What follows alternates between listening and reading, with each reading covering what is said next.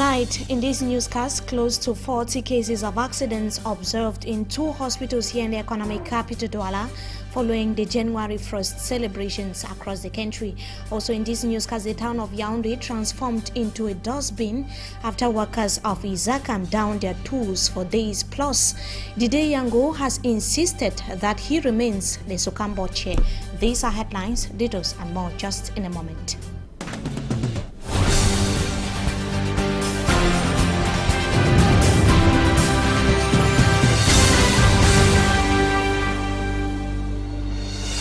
Good evening to you, viewers. We thank you so much for joining us in this edition of the 6 p.m. newscast on Equinox Television. We begin right away. In the central region of Cameroon, workers of Izakam in that part of the country have been on strike for days now.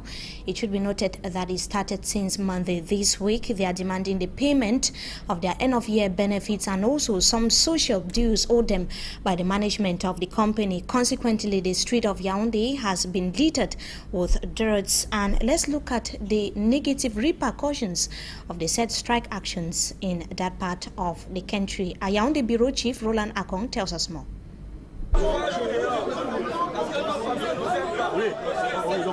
The angry Izakam workers have blocked the lone entrance into the company's yard with a waste disposal container.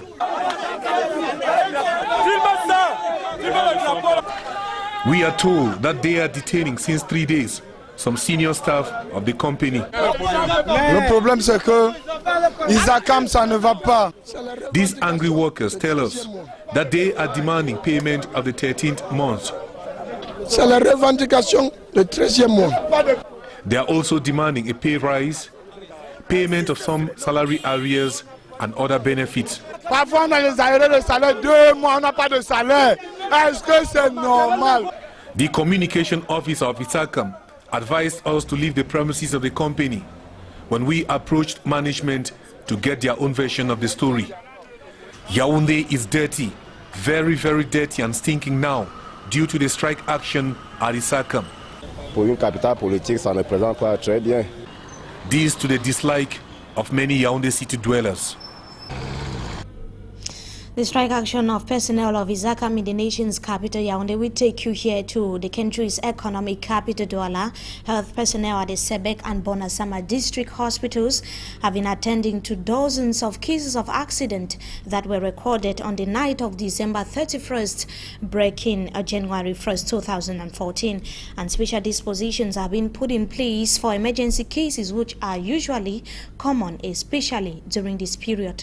Our reporter Jacques Ekwe-Kinge was at the Sebek and Bonasama hospitals and compiled the following report. Our first stop was at the Protestant Hospital Sebek Bonaberi, where the emergency unit of that hospital recorded 25 accident victims between the 31st night breaking the 1st of January 2014. Amongst these 25 cases were 13 members of the May Choir who were coming back from a rally, and their bus had a collision with another car around the chateau in Bonaberi. The other accident cases involved mostly motorbike riders, popularly known as Bensikin, with victims sustaining injuries. The Sebek Hospital also registered an aggression case where the victim was stabbed in the stomach by his assailants and had to undergo an emergency operation.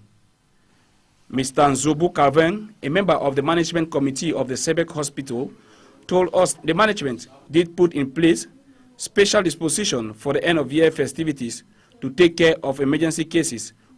Both human and material resources had been mobilized. Meanwhile, at the Bonasama District Hospital, the emergency unit had put in place special backup. Before the end of the year, before the festive period, about a week before, we started arranging how to increase and reinforce our personnel strength, so that we can take care of the emergency cases. We had to make sure that our machines, our equipment was in place and in good condition to take care of patients. The emergency unit of this hospital also recorded cases during the transitional night of 31st to the 1st of January. We had about 10 cases of serious accident, not counting those very little cases that were treated and sent back home. Those who were hospitalized were about 10 cases. We had one case of suspected rape, which was taken care of, and then we had about 2 cases of gastroenteritis. Meanwhile, the director of the Bonasama District Hospital, Dr. Congo Alice, reiterated the fact that most of the accident cases recorded during this period would have been avoided if the victims were more prudent, because most of them were either drunk or tired. This comes to confirm the saying to an extent that the road doesn't kill, it is the users who do. Meantime, a suspected thief has been killed in the village of Bafor in the western region of Cameroon. The yet-to-be-identified man was intercepted by an angry mob while he and his other collaborators or others attempted to steal from a motorbike rider. Pamela Ndukong has more on that story.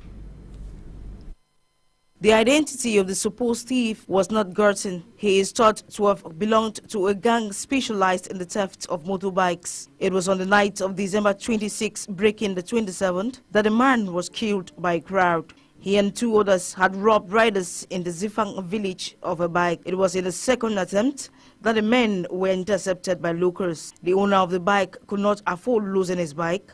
He cried out for help. 2 of the aggressors escaped, but the 3rd one could not escape mob justice. He was lynched and set ablaze.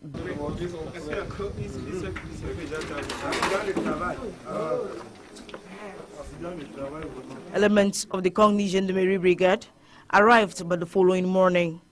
They carried away the calcinated body of the thief. The security officers urged the people to always report cases of theft, but the locals have vowed to reserve the same treatment for whoever will be caught robbing.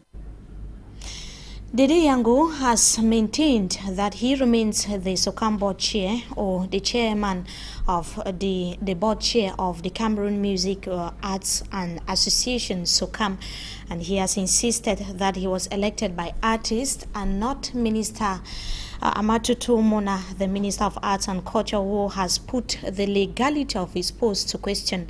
He was speaking today after an audience with the Minister of Arts and Culture in Yaoundé. The encounter with the minister today falls in line with the ongoing consultation by the minister and other stakeholders of the copyright sector to resolve the problem plaguing SOCAM. Yango, notwithstanding, failed to make a statement on his alleged nationality, Odoa nationality. Now, let's have an excerpt of the SOCAM board chair whose legality is being contested. That is Dede Yango. He spoke to Yaoundé-based correspondent Roland Ako. Well, it was a call, and I respected the call. I came because somebody calling me, is the minister calling me. So I had to come and listen to her. That's what I did. And we had a good discussion. Yeah, I mean, everyone has their own position, but now I'm not the one to explain the contents of the discussion. Dede Yango there speaking to Yaoundé Bureau Chief Roland Akong. Meantime, the annual registration of Cameroons on the electoral register began today across the national territory. The biometric voters registration comes after it was initially used to register over 5 million Cameroonians for the September 30 twin council and legislative elections. The president of Elections Cameroon, Samuel Fonkamazu, says groundwork is being laid for Cameroonians in the diaspora to register biometrically. The registration ends on August 31st, 2014.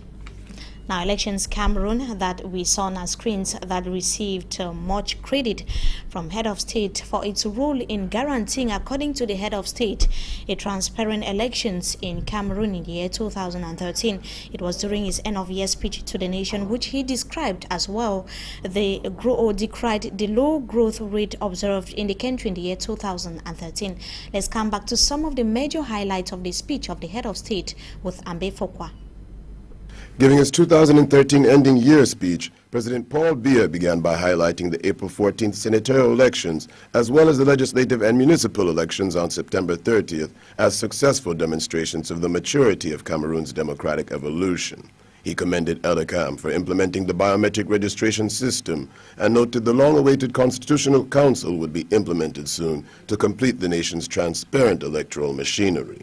President Biya did not fail to comment on the second-generation projects set to be fully underway by the year 2015, bringing to mind reflection on the Second Wuri Bridge, as well as other development projects in the domains of power, transportation, water supply, road infrastructure, mines, and industrial innovation. Interesting to note, President Biya expressed his dissatisfaction with the growth rate of Cameroon, stating the nation had been expected to meet a mark of 6.1%, but had only registered 4.8%.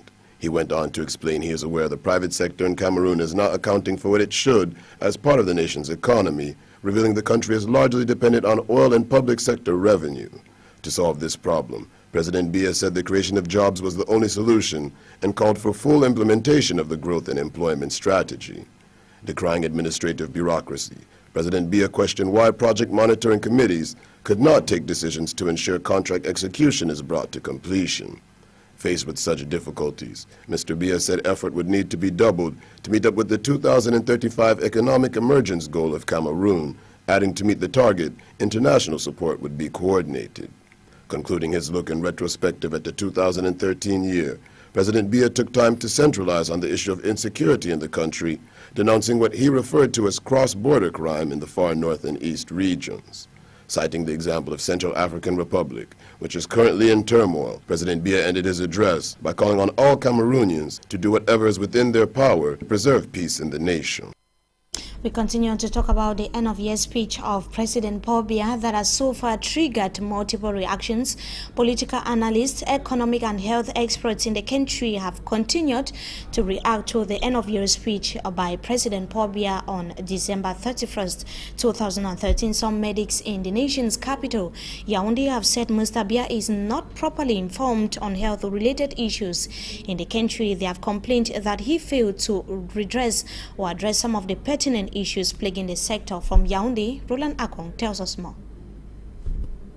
A health expert listened to President Biya's end-of-year address to the nation and took keen interest on what the president said concerning the health domain. He talked about the resurgence of malaria in its most resistant form, and he expressed worry about it. And he also talked about 3 more referral hospitals that will soon see the light of day. He now tells us about the realities of the health situation in Cameroon, which President Biya seems not to know.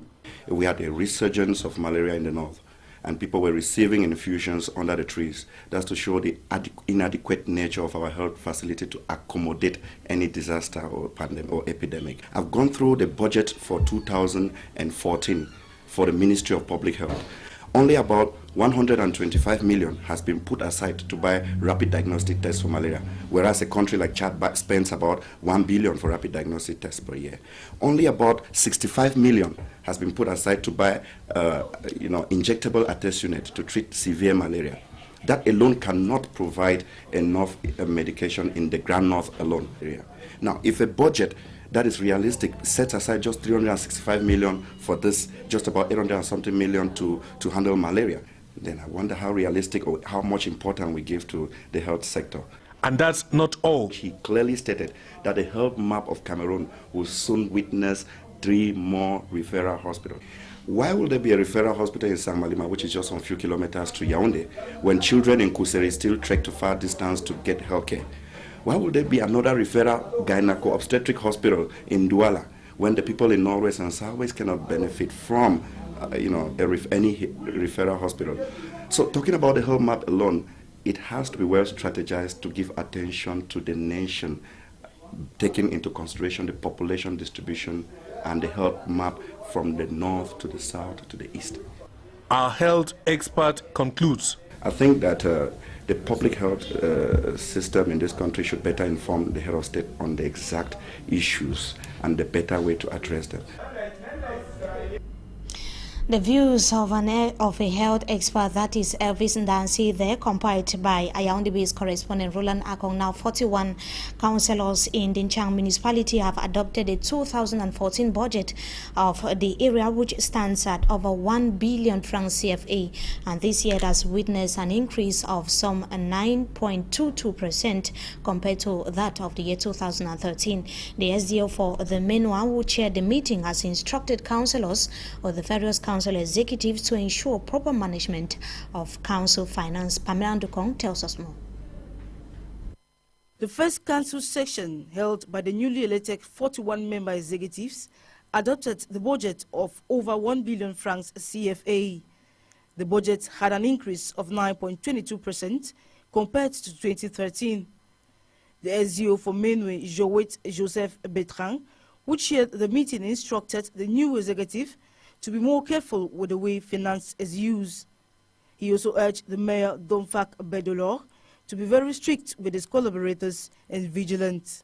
The mayor, in his part, says he is in the process of organizing a training session for all council personnel to improve on their professional skills. He also expressed satisfaction that the 2014 budget has finally been adopted and promised the population of Chang that some major projects like rehabilitation of roads will be realized. Other issues that were discussed in the meeting were urban disorder, increasing insecurity, availability of potable water, which is the order of the day in the Chang neighborhood. This to the population of Chang is what should be the major concern of the 41-man bureau.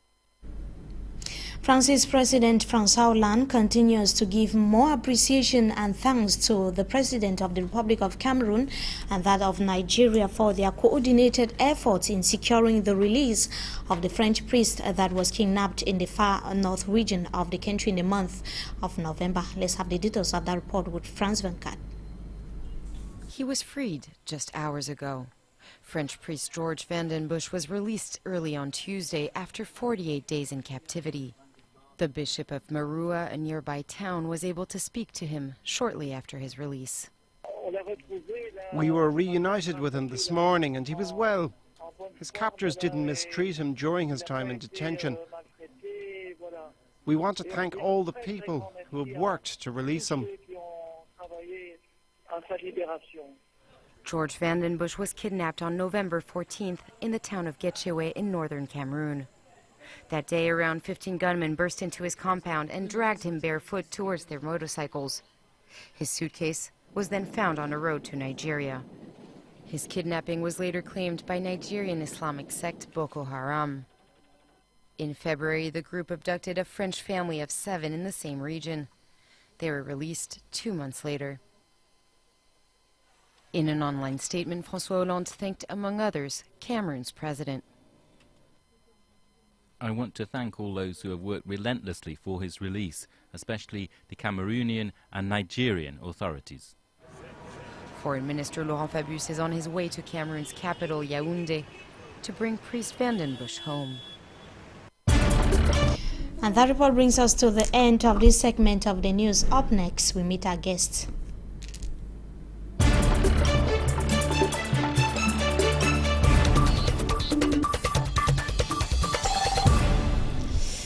Good evening to you once again, viewers. Welcome to join us tonight on Talking Point. As has always been the case, the end of year is marked by traditional address or by the traditional address of the head of state, Mr. Biya, which gave a resume. He either gives a resume or an evaluation of the previous year, that is the year 2013, as well as centralize on some of the country's vision in the upcoming year, the year 2014. I guess tonight we are going to be taking a look at what some of the things that the head of state said and what he left unsaid as well. Good evening to you, Mr. Richard Tondo. Thank you so much for joining us tonight on Talking Point. Good evening, Mimi Mefo, and Happy New Year. Happy New Year to you. As a politician and as well an economic expert, what struck you most about the speech of the head of state? What struck me most was the fact that the head of state was more or less speaking as a foreign observer of how the Cameroon is being run. So he kept on denouncing what he has been denouncing every year, and he did not seem to stress on his own responsibility on the wrongdoings and on all the defects. That's the first stage. And then as far as the economy is concerned, we are quite upset by the fact that he is saying that things are improving, but when things improve as far as the economy is concerned, the commoner will feel it. And so far, the minimum guaranteed salary is still 28,000 francs CFA, which is the lowest in the CIMAC zone and one of the lowest in the whole Africa. And this figure has never changed for decades now. How can we say there's an improvement as far as the economy is concerned? We we remember that he decried laxity by Project Monitoring Committee that have been blamed for the low growth rate in the country for the year 2013. What could be some of these reasons? According to this head of state, the country was visualizing or envisaging to attain a 6.1% growth rate in the year 2013. So far, we couldn't attain that particular objective. What could probably be the reason for that? The first reason is that most of the time economists or the public sector economists just make projections on the basis of wrong statistics. When he was planning for a growth rate of 6.8, all the indicators were showing that the growth rate could not exceed 4.4. And that's the figure of the BEAC. The figure of the BEAC and the IMF is 4.4, not 4.8. So as far as that is concerned, when you start making projections, that is a budget, on the basis of wrong statistics, so you can mostly fail and have wrong results. We blame the experts? Or? We blame mainly the political decision, because most of the time the experts have the right figures. But the political decision is quite different, and he has the supreme final decision. Now the public. Not only that, blaming the committees. Committees are not created by their own selves. Most of the committees are created by himself, the head of state. He's the one who is creating, multiplying committees all over, mainly to satisfy what he is denouncing in selfish interest. So he too is to be blamed. He's quite responsible for all what has been going on in the country. After all, the constitution of the country puts him as the sole decision maker. Now, the public investment budget, he equally said that it has never attained the 50% it has never attained 50% of execution rate in Cameroon. It's a very, very pertinent situation. What are the repercussions of the statement on a country like Cameroon? First of all, we have to check on the reasons why the public investment budget cannot be attained as required. First of all, we have the bureaucracy, and we also have the effective and sound management of public accounts and public funds, because from what appears or what has been appearing for the past 3 years, there's not enough. The treasury, the state coffers are not well furnished. We can notice that they have been trying to invest mainly with obligations. That's how do you call it? They go to the stock exchange to get money to finance investments, mainly the new projects. So the economy does not generate enough funds, or mainly the treasury does not recover enough funds for what is written in the budget. Reason why it's unable to attain its set goals? Yes, we can even see it by this end of the year. You know that public service salaries were not exactly what had to be paid. So they are claiming that there are some technical faults, but we know that most of the time it is when there's not enough money that they just bring to the limelight the fact that there are technical defaults in the system. Now, just decrying the Project Monitoring Committee, talking about the low growth rate in Cameroon, looking at what Cameroon left undone and what is yet to be done, is that all what you expected from the head of state as far as the economic perspective of his speech was concerned? What do you think that could be done to redress the situation? Most of the time, Every year, it is this speech is just like he plays the hide and seek game, because as far as the economic growth is concerned, Cameroon portrays itself as the engine of the CEMAC zone. But there's a point that has to be discussed and has to be cleared as far as the CEMAC zone is concerned, is the point concerning the circulation, the free circulation of persons, including all the business partakers or stakeholders. But so far, how can you be the engine and you cannot send your people, your businessmen, to go and negotiate businesses into all the other countries? So that's the point. He had to talk about that point. Secondly, he had to tackle the issue of the minimum guaranteed salary. If the economy is growing, then the people, the commoner, have to feel it. And when we look at demonstrations like the ISACAM own, we feel they demonstrate, the workers demonstrate because what they have does not is not in line with the purchasing power.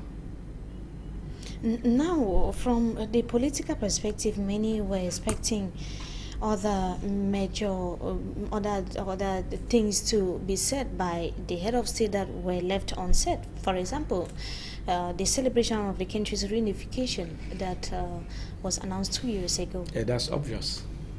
That's obvious politically. We can talk about the celebration of the 50th anniversary of the reunification, but we can also talk about the Constitutional Council, because instead the Constitutional Council will be put in place to complete the country's reasonable democratization timeline.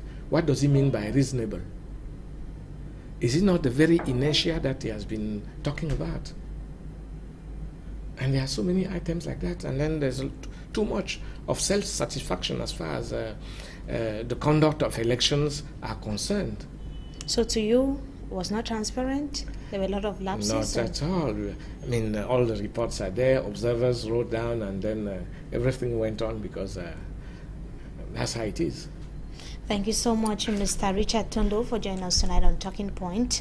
We hope to have you some other time again, and Happy New Year. Thank you too, and Happy New Year once more. The politician and economic experts are there taking a look at the speech of the head of state on December 31st, 2013. We thank you so much, viewers, for joining us. Good evening to you once again, and have a wonderful stay in the company of our programs.